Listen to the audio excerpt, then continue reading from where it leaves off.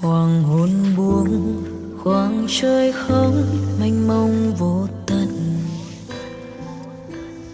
người cô đơn lặng thầm bước đi, lệ tràn khóe mi. Dù vẫn biết sẽ đau lòng, dù có chết đi sống lại, thì những đau thương trải qua chẳng thể nói. Hỏi nhân gian liệu được mấy ai bên nhau tới giờ,